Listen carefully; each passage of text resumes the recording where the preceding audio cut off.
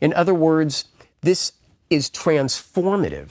Teshuvah is transformative because now, as someone that has gone through the process of teshuvah, I can benefit from that experience. And not only am I stronger, but I can help other people who haven't yet gone through the process of teshuvah. I can shepherd them through the process because I've got more credibility in their eyes than the person who has never transgressed. And in that process of, I committed a premeditated sin, but I also then realized the error of my ways. And now through teshuvah, I'm using that experience in order to right the wrongs that other people are committing. It's sort of like someone who was arrested for breaking into a car. He goes through the prison system and he repents, he atones, and then he becomes a locksmith, right? And he helps the industry figure out ways to make more ingenious locks that can't be picked, and he's helping other people, in a roundabout sort of way, avoid that profession. So the idea of teshuvah is both transformative and creative. One of the great religious thinkers of the 20th century, one of the great Jewish Talmudic figures in the 20th century, Rav Joseph Ber Soloveitchik, said that repentance is an act of creation, of self-creation. Right? Jean-Paul Sartre, a French existentialist, said a similar thing, that your future is virgin. Your future deeds shouldn't be predicated on your past deeds. You always have an opportunity to recreate yourself. I went to school in San Mateo, California, the same little private school from 4th grade to 8th grade. There were 13 to 18 kids in my class. All the kids in my 8th grade class, when they graduated from this junior high school, they went to other private schools or Catholic schools that I didn't go to. But I was the only one that went to my public high school, and it was a chance for me to reinvent myself. Nobody knew what kind of kid I had been from 4th to 8th grade. I had a blank slate. My future was virgin. And it was this incredibly powerful moment where I didn't have any baggage, and I could make my future fresh from the ground up. Right? That's the idea of recreating yourself. And the liturgy, Jewish liturgy, every morning says that God recreates nature every day anew. So just like God recreates the world on a daily basis, we have that power. So often we get stuck in inertia and in our same patterns and in a rut rather than in a groove, and we don't take advantage of that opportunity to recreate ourselves. But the Jewish tradition and the emphasis on teshuvah emphasizes that as an ideal possibility.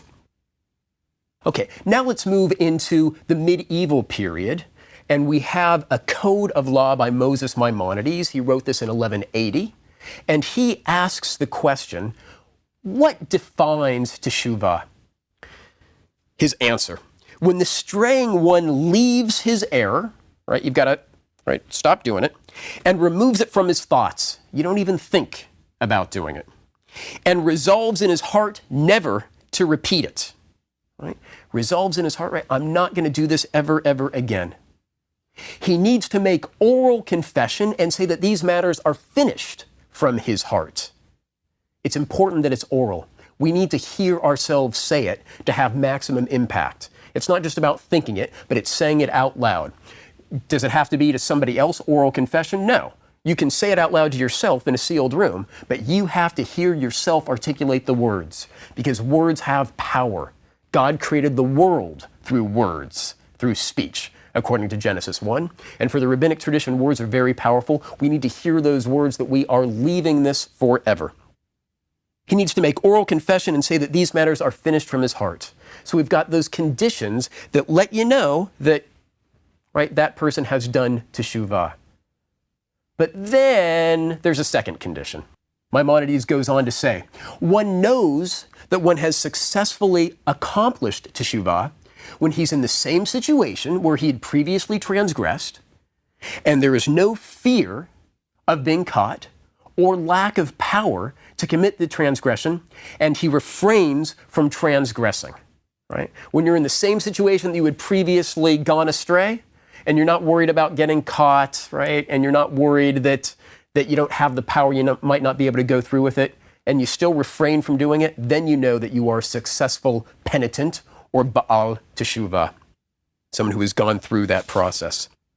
In the modern period, the idea of Teshuvah, of return, gets additional ideas. It's no longer only about returning to God's will as expressed through Jewish law, through the halakha. For instance, there is a Zionist pioneer by the name of Olive Daled Gordon, who left Eastern Europe when he was a mature man in his late 40s or early 50s and went to Palestine in order to help rebuild the land of Israel in the early 20th century. And he also was very concerned about the Jewish alienation from the soil.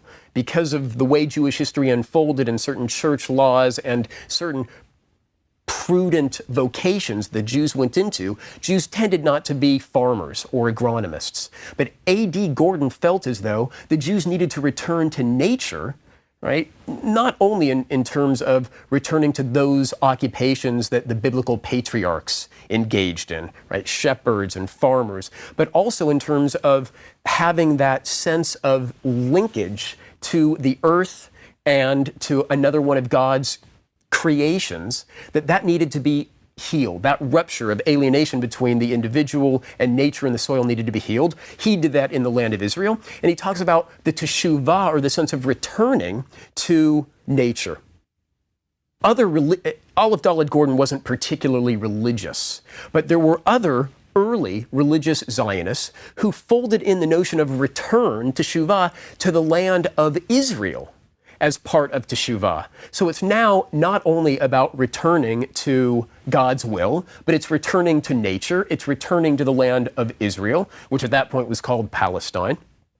All of these ideas get conflated in the concept or the term of teshuvah by the beginning of the 20th century.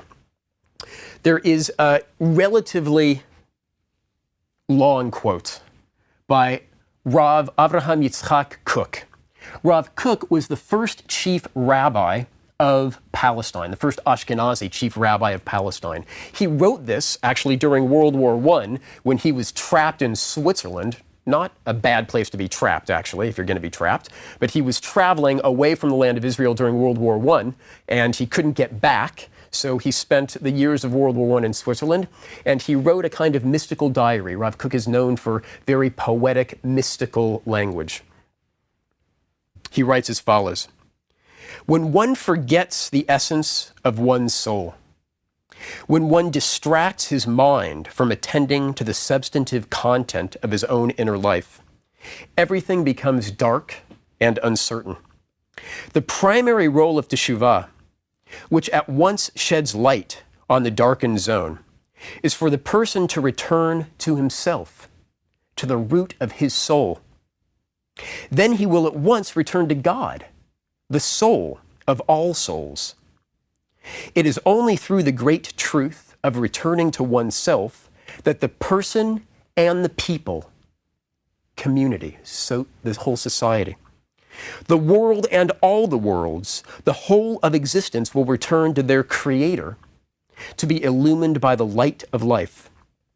This is the mystical meaning of the light of the Messiah, the manifestation of the soul of the universe, by whose illumination the world will return to the source of its being." Okay. In very beautiful language, what Rav Kook has done is wrapped in all those previously historical senses of teshuvah in a mystical way. So not only are we returning to ourself and to God, going back to that biblical idea of returning to God, the soul of all souls, once we return to our soul, but the person and the people return to the land of Israel. And then all of creation returns. We have to return to creation, to nature, Olive Daled Gordon's idea. And then all of that, this is the mystical innovation, all of that returns to God, right? In recognition that all of us are part and parcel of the divine reality. And once we change our consciousness by changing our deeds, doing teshuvah is just the first step in having a different kind of view of reality, so that we expand our consciousness expand our consciousness to perceive the divinity in all reality, that's what defines redemption or the Messianic light, the Messianic era for Rav Kook. So what has he done? He's gone back to this biblical idea of linking teshuvah and redemption. We saw it with King David in the Bible, and Rav Kook now takes 3,000 years of Jewish thought and Jewish history, including Zionism, and wraps it back into his understanding of the power, the transformative force of teshuvah. Rabbi Joni Mitchell said, "We are stardust, we are golden, and we have to get ourselves back to the garden." We are stardust, we are golden, and we have to get ourselves back to the garden. Right? I don't know if she was reading Rav Kook, but perhaps he is translated into English. We are stardust. We are connected to the world, to nature, and we've got to get ourselves back to the garden. Right? Is it the Garden of Goodness? Is it the Garden of Eden? We need to get back to being in right relationship to God. Okay, so as a 30-something Jewish studies person, right, I hear Joni Mitchell when I read the Garden of Eden story. But because I'm a Jewish studies person, I also hear the Garden of Eden story. And in the Garden of Eden story, it says, in Genesis chapter 3, verse 24, that God drove the man out from the Garden of Eden as a result of the transgression, and stationed east of the Garden of Eden the cherubim, these angels, and the fiery, ever-turning sword, right, going back and forth, to guard the way to the tree of life. So I would say that my academic colleagues at Vanderbilt, Bible studies people, would say that the cherubim, those angels that have that fiery, ever-turning sword, are there in order to prevent human beings from getting back to the garden and eating from the tree of life, because then we will have eaten from the tree of life and from the tree of knowledge of good and evil, and God, for some reason, doesn't want us to taste both of those. So that was apparently the reason why we were exiled from the Garden of Eden to begin with. But there's a rabbinic interpretation that those fiery, ever-turning swords aren't there to protect the tree from us returning, but they're to alert us, right? The verse says to guard the way to the tree of life. Well, it doesn't have to be about preventing human beings from getting back, but letting people know that this is where the tree of life is, right? This is the sign, this is the flag, this is the symbol. So perhaps that is not the contextual meaning, but it is one rabbinic understanding of how we know where to look for the garden, that fiery, ever-turning sword. And the light of that flaming sword, I would suggest, that's always present to lead us back to the garden is teshuvah, to return us to that garden. So we've taken an opportunity now to look at one of the central values and virtues and ideals of Rabbinic Judaism, namely teshuvah, this idea of return. In our next lecture, we're going to look at the central activity of Rabbinic Judaism, which is Talmud Torah. One way to actually help you engage in the process of teshuvah, to know what to do and what not to do, is Talmud Torah, the study of Torah. So that's where we will be turning to next. Thank you.